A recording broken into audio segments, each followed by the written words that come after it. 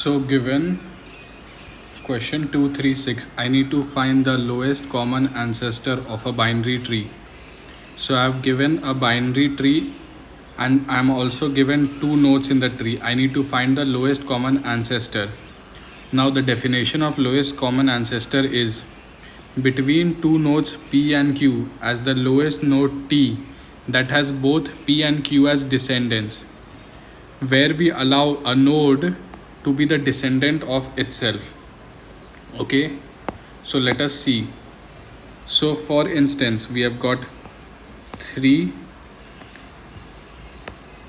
5 1 6 2 0 8, two null pointers, and then come 7 and 4. Okay, so my first step would be, if my root, if they give me a root as null, okay, that is if my root is equal to null, in that case I got no binary tree, so I will simply return null. This will be my first thing to keep in mind. Now my second thing, if over here they give me to find the lowest common ancestor of 3 and 8, we can see 3 is the ancestor of itself and 8 is also an ancestor of 3. So in this case we return 3. So what we do, if the value of root is equal to the value of P, or otherwise the value of root is equal to the value of Q, in these two cases I would simply return root, as it is evident over here. I will explain again. So given my first root being 3 and the other root being 4, so the ancestors of 3 are 3. The ancestor of 3 are 3. However, the ancestor of 4 are 4, 2, 5, 3. Over here, this and these are ancestors of 4. So what I see, the lowest common ancestor being 3. Okay, so this is my second condition.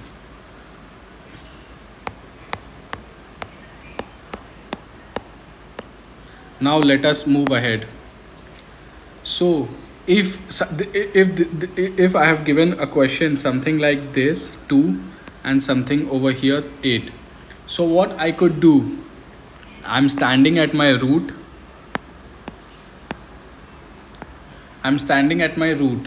So I go left. For easy understanding, let me do this to this over here. Okay, so I'm standing at the root. I call left, so I go left. I found my P. So what I will do, I will simply return this and not go below and find it. Okay, so this already got my P. Now I go right. Okay, is this equal to Q? No. So I go left. Is this equal to Q? No. Return back. Is this equal to Q? Yes. So in this case, this will return Q. Okay, so I store my left and right. So I call something left and right. For this I call the function again, that is root of left. I call the function root of right for this. Now if my root of left, now based on these condition, I will return, I will do my summation.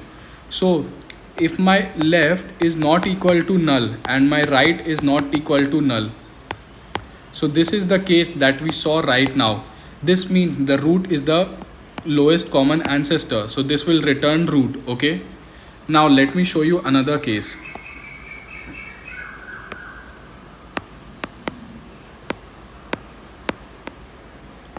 So over here, assume this is the case. So for this I'll call left and it found P. This is P and this is Q, and it went back and returned P. And on going on right, it was not able to find Q. That means P itself is the lowest common ancestor.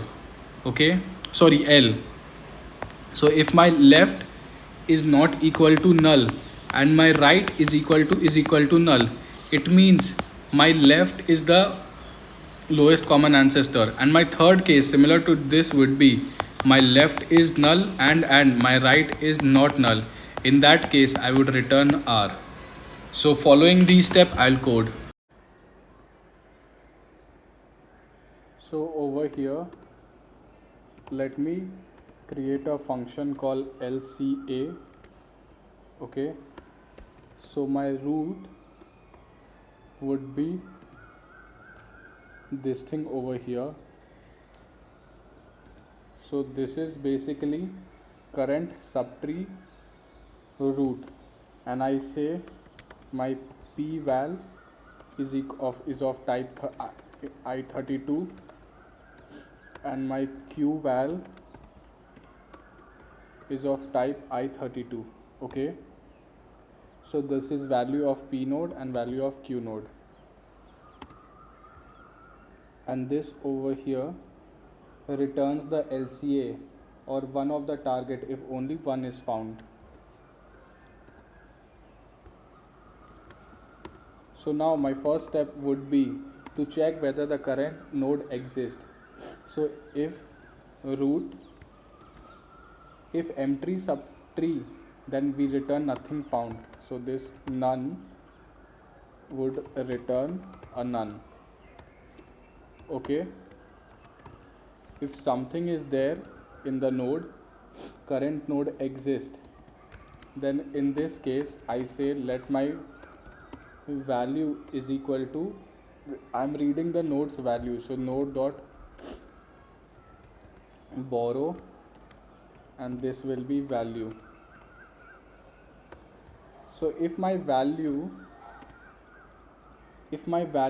is equal to p val, meaning if my value is equal to p val, that is I found p, or my other case if my value is equal to q val, that is I found q. In these two cases I would simply return my node. So this returns my node upward. Okay,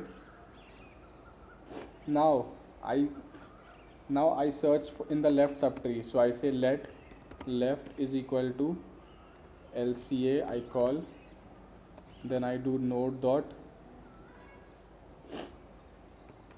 borrow dot left dot clone. Okay, followed by I send my p val and also my q val. Okay, similarly I call, that is search for my right subtree, so I say let my right is equal to LCA node borrow, this will be right clone, and I send the p val and the q val. Okay, so now I need to combine the results from both the sides, so I do match left comma right. So p and q are found in different subtrees, so I do sum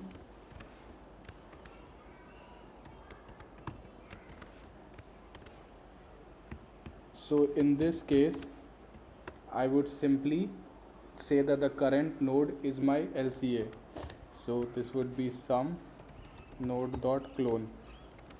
Okay, now I found left, that is left is not null, however right is null. In that case I would simply return my left, and similarly if my right is null and there is something that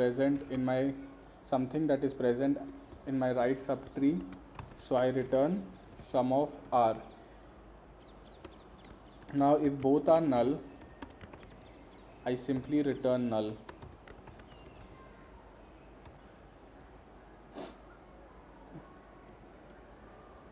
Now I do let my